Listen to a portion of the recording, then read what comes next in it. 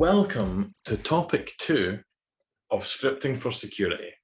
In this topic, there are 3 subtopics: security, scripting, and devices.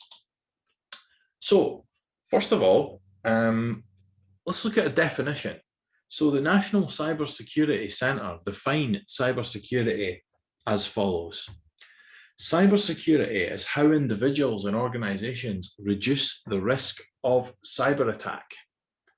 Now, cybersecurity's core function is to protect devices that we use, but it's also about preventing unauthorized access to data. So this is the National Cybersecurity Centre's definition. I've also put Cisco's definition. So let's look at Cisco's definition now. So Cisco defines cybersecurity as the practice of protecting systems, networks, and programs from digital attacks. So NCSC say that it's the how individuals and organizations reduce the risk of cyber attack. Cisco say it's the practice of protecting systems, networks, and programs from digital attacks. I think Cisco's explanation is slightly better. So cyber attacks are usually aimed at assessing, changing, or destroying sensitive information, extorting money or interrupting normal business. And implementing successful and effective cybersecurity measures is challenging because there are more devices and people, and it's an ever-evolving situation. So, why is cybersecurity important? So cybersecurity is important because we have so many devices now. We have we're so reliant on the internet that with this reliance comes reliance on security as well. Now, not just in terms of data security, but in terms of device security. On a personal level, these things are important. But in wider society, critical infrastructure like power plants, hospitals, and large banks also rely on computer networks and are vulnerable to cyber attack. So, for example, a very bad kind of type of cyber attack would be on critical infrastructure, like a large hospital, or even a small hospital, some kind of medical center. If you could take that down with some kind of an attack, that could have a serious impact on wider society. Likewise with a power plant or a hydroelectric dam. So cybersecurity needs to be used in all areas of our lives these days as we use more and more networks. So what is an attack vector? So an attack vector is the direction from which an attack comes. All right, so for example, if I said that we had some kind of an attack on our email system, okay, the email system would be the attack vector. All right, it's just the direction in which the attack's coming. Okay, so different pathways or different methods can be used by different attackers, and these are called different attack vectors. Now, attack vectors could be exploited by multiple groups or individuals. Okay, it could be inside attacks, it could be outside attacks. So we need to be aware of all possible directions of attack, all possible vectors at all possible times. Okay, which is why this is an increasingly challenged thing to be able to do. So to try and mitigate against these attack vectors, we have software and hardware devices and security procedures that we put in place. And these are called defense methods. Okay, so methods involve sometimes programming systems. And when it says here programming systems, it doesn't necessarily mean like opening up a Sublime Text or opening up Visual Studio Code and creating if statements and for loops. It might just mean going in and configuring a system, and we're configuring a firewall or configuring some sort of security system. So to some extent, firewalls and antivirus software can block attack vectors, but they can only block the things we tell them to block. Okay, so no protection method is totally attack proof. Now, Cisco again define the 4 main categories of cyber attack as phishing, malware, ransomware, and social engineering. So phishing is obviously fraudulently, it's a form of impersonation. Malware is any type of software that's malicious. Ransomware is a type of software that will encrypt a system and demand some sort of payment to unencrypt it. And then social engineering, I suppose phishing is a type of social engineering. I suppose those two are a little more related. So, looking at Tor now, the Tor browser.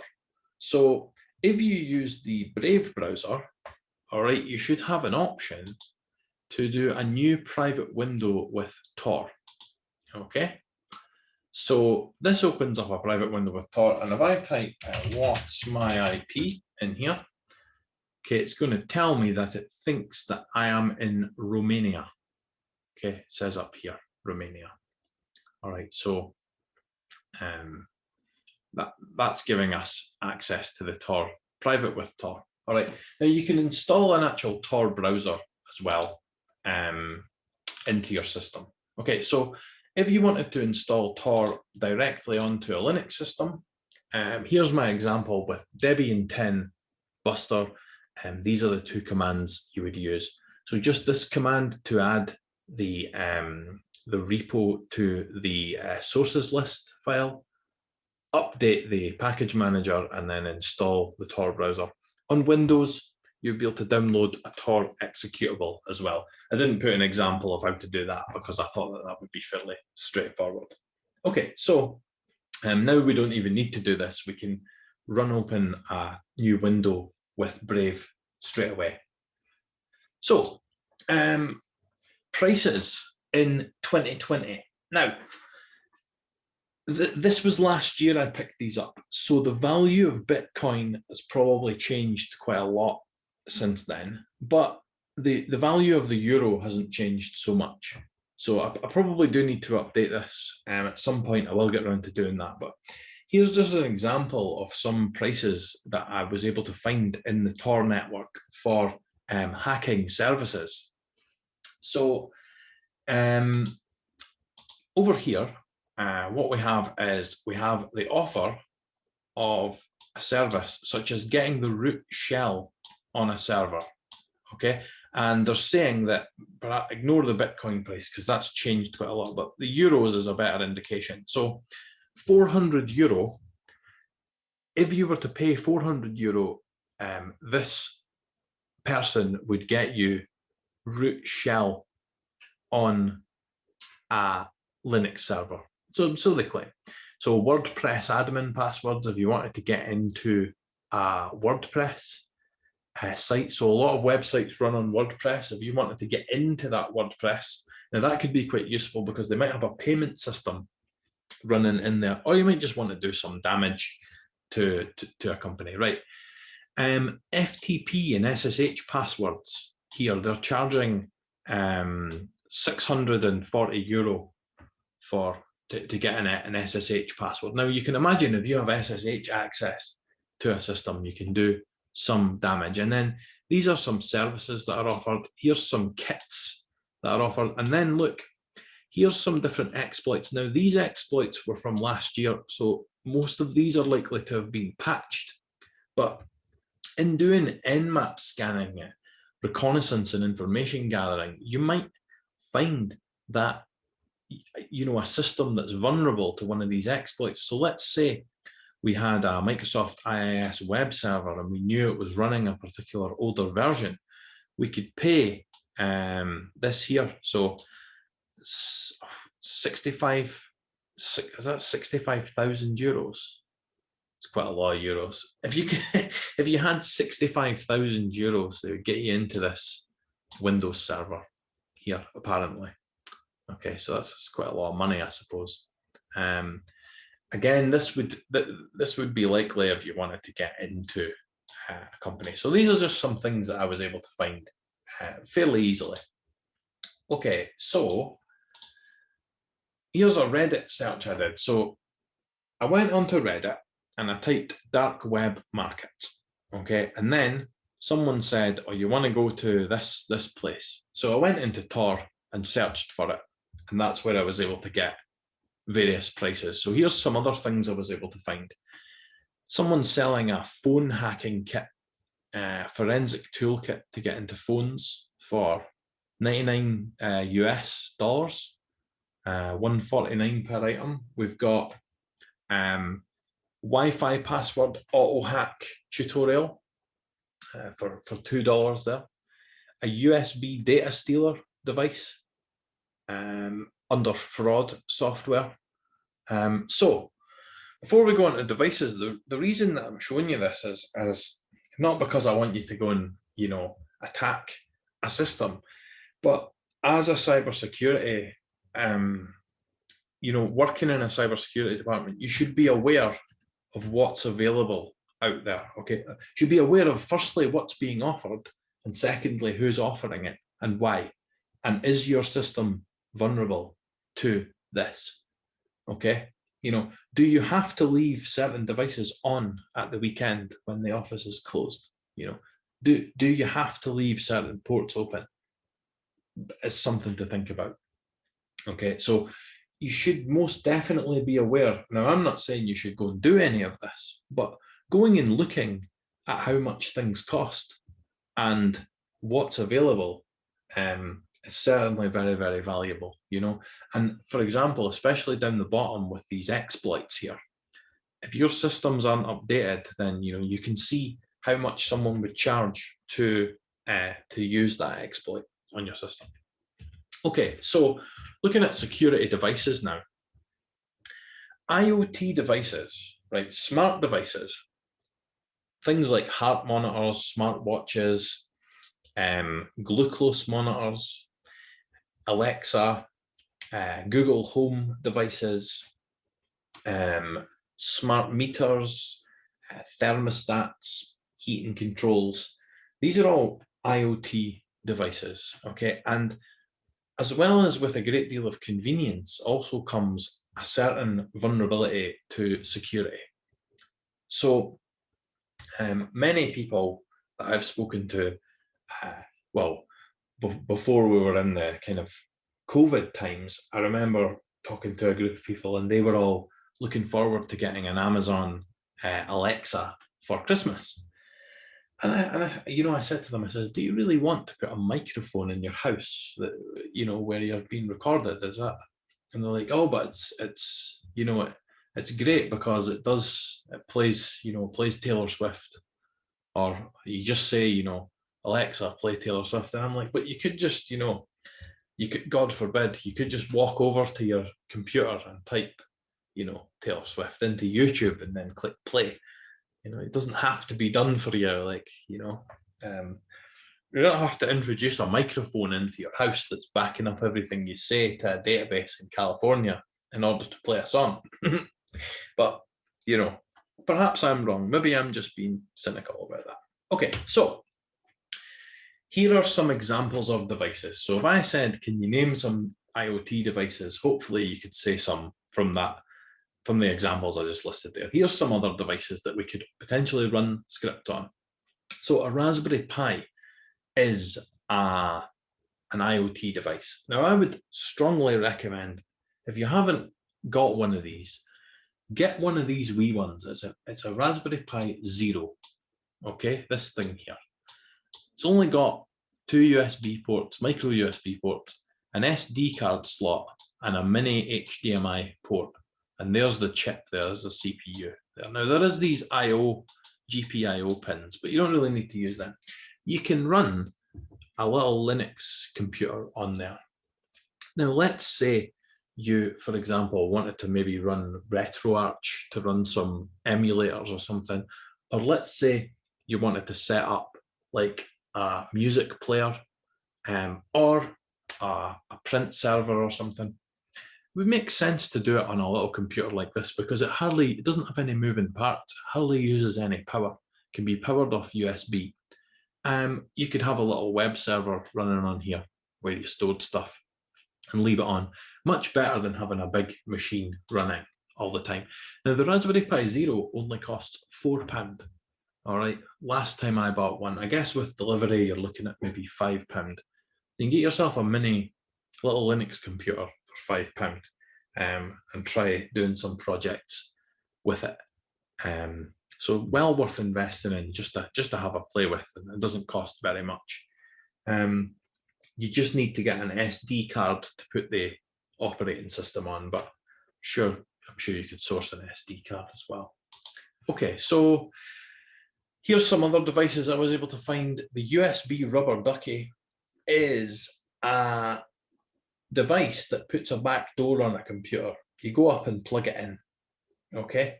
It can inject keystrokes into a machine.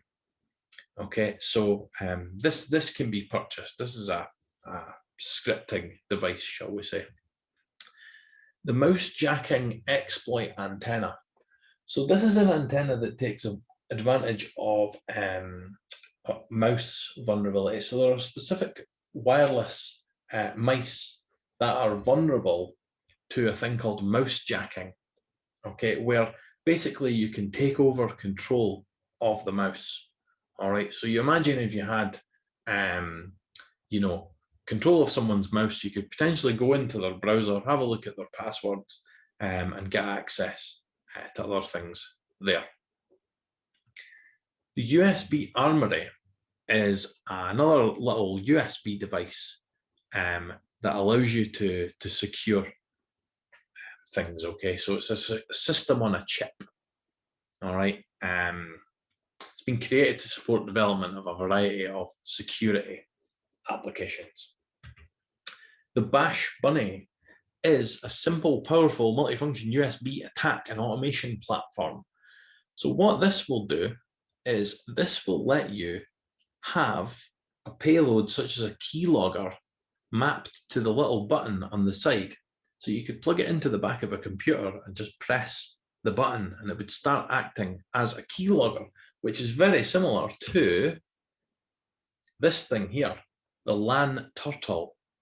Okay, so the LAN turtle, you can actually, it's got a little operating system built into it and a little 3G SIM card.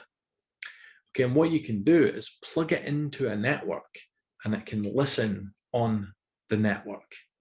Okay, so this is a sort of a man-in-the-middle attack and surveillance device that's available. And I managed to get a little animation for it up there. Okay, so I've put some examples of some more devices at the end of this presentation. Now we're going to have a look at scripting. So what's the difference between scripting and programming? Okay, so all scripting languages are programming languages, but not all programming languages are scripting languages. Okay, so one definition of the difference is that a scripting language doesn't have to be compiled. Okay, it's not a perfect definition, but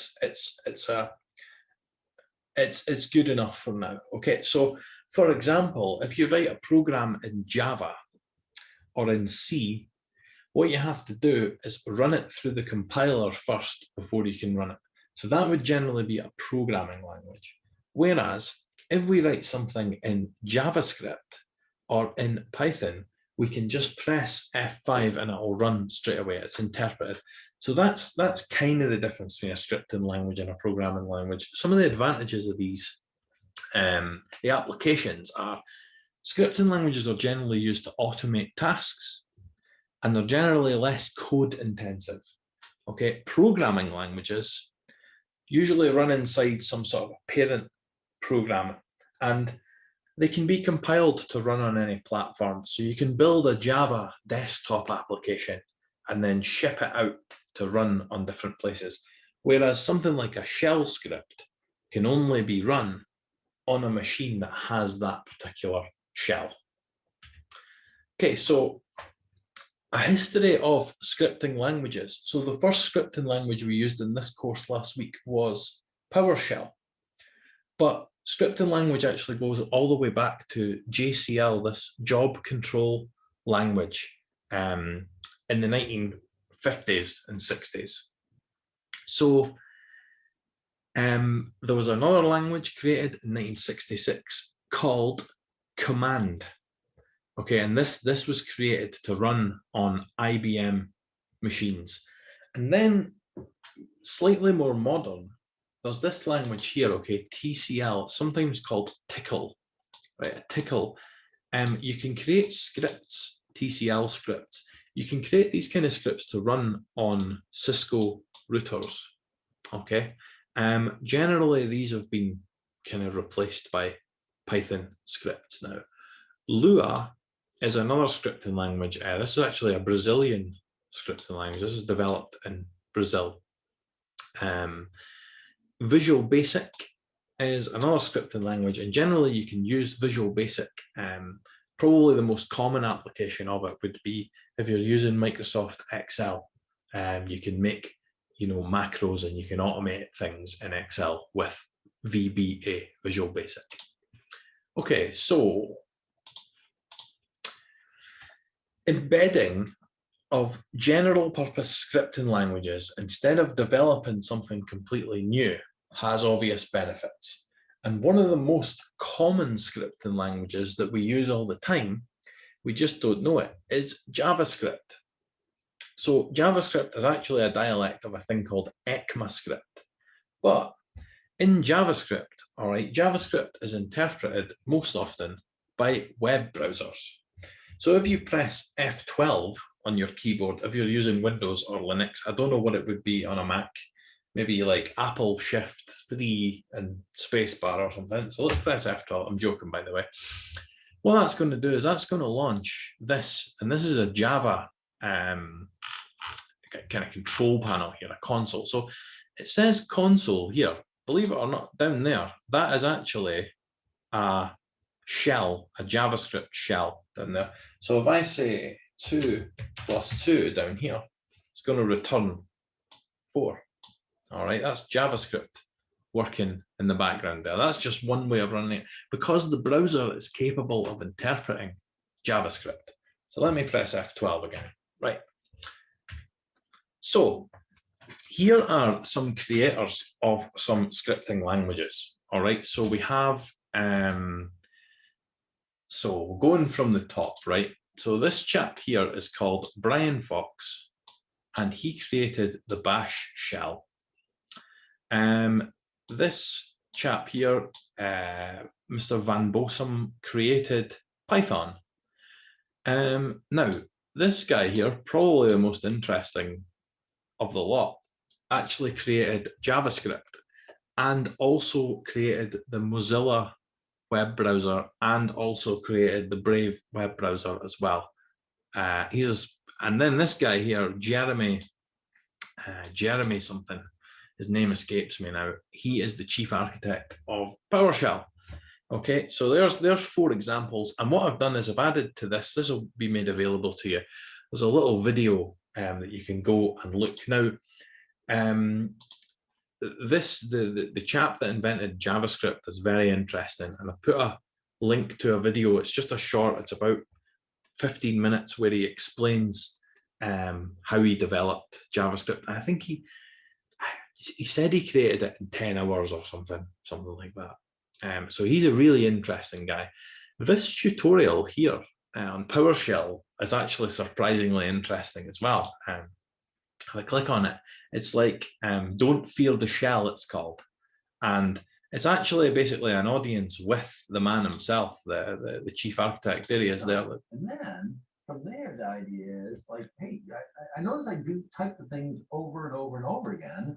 Why don't I put it in a script and just... So he explains all about PowerShell there. And this chap is well worth checking out. That explains the history of JavaScript. All right, so... stuff in ES3 that had been started concurrently with ES4. Doug Crawford and others dissenting. Obviously a very, very, very clever guy. And the good thing about it as well, I suppose it's always good, but these people are all still alive. So they're all still around. So you can see what they're up to right now. Okay, so let's have a wee look at JavaScript then. So JavaScript was originally created by the chap that I just said, Brendan Ike, okay, with the goal of embedding another language called Scheme. Scheme's a dialect of another language called Lisp, okay, and that was originally going to be put into the browser, but JavaScript was created instead. And it was created for a browser called Netscape Navigator. Netscape Navigator is sort of the predecessor to Firefox.